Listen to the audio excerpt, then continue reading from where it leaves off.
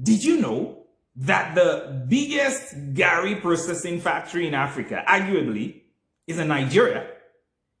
Did you also know that the owner of that factory is not Nigerian, but rather is Indian? Okay, let me give you another one. Do you know that the recently completed Lekki Deep Sea Port, which cost $1.5 billion, is actually owned, or rather partly owned, by the Toleram Group? The same group that brought Indomie into Nigeria? Did you know that? All over the Nigerian manufacturing space, across Lagos, Kano, Kaduna, the manufacturing hubs in Nigeria, you find many of these companies who are owned by foreigners, doing very well in plastics, in manufacturing, and pharmaceuticals, and all of those areas. And the question that comes to mind is, who are these guys? Where are they from? And more importantly, why are they here? Welcome to the Republic of Presidents, everyone. The question we will be answering today is the questions: how do foreigners make money in Nigeria? Clearly, there are many foreigners who are based in Nigeria. What are they doing here? They could be anywhere else. Despite all the challenges that we face, why are they not in Europe? Why are they here? Well, don't let me tell you. Take a look at this short video. We've been here for 90 years, and we've had business in other countries. That if Nigeria was not a land of opportunity, I wouldn't be here today. Yeah, Nigeria is indeed, it's a land of opportunity. There is a country which has a deficit in almost everything, starting from power, roads, water, electricity, food.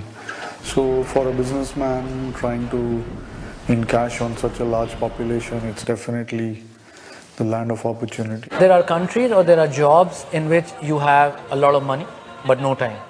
And then you have jobs in which you have all the time but you don't make any money. But Nigeria is probably the only place I have seen where you make a lot of money in various ways and you have a lot of time because of the structure of how things work here. If you just read the newspapers or go and look online, you will never come here. You'll be so scared. When you're back in India, people ask you, I mean, how can you stay there? You know, it's so risky. I'm the managing director for Ocean Trans and Trading. So we are a gari manufacturing company, and I've been in Africa since 2006. This is the biggest gari making plant we have set up in whole of Africa. So that is what the height is. Me and my wife decided to move here in early 2011, and the first reaction we got from people and some family was that why Nigeria? And me and my wife always told them that why not Nigeria? I have family living here, we have a business here, and I want to grow the business. So for us, the transition and the decision was very easy. I'm a fifth generation family member in our business in Nigeria. I'm the fourth generation of my family in Nigeria. In fact, I'll be here in Nigeria for 26 years now in January. Well, you saw that for yourself. Nigeria is a land of opportunity. And obviously, Nigeria comes with its own fair share of challenges. Doing business in Nigeria is not for the faint-hearted. It is not easy to operate here because of the deficits or the infrastructure issues. Plus, also the system does not really support entrepreneurship. So you're more or less on your own. Doing business in Nigeria comes with its own challenges, but it's rewarding as hell. In the last 5-6 years when we've been working here, there have been some really tough times. There was a major recession, the greatest in the last maybe 20-25 years in Nigerian economy. Currency was not available, markets were down, people lost so much money.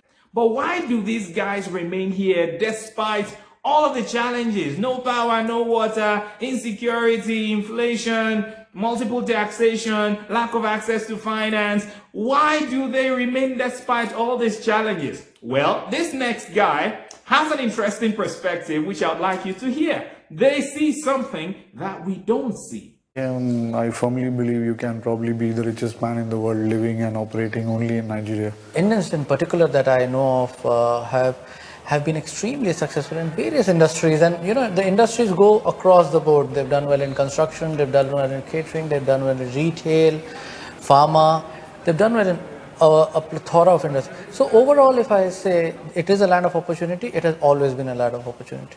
Nigeria has given me my home. It's given me so much.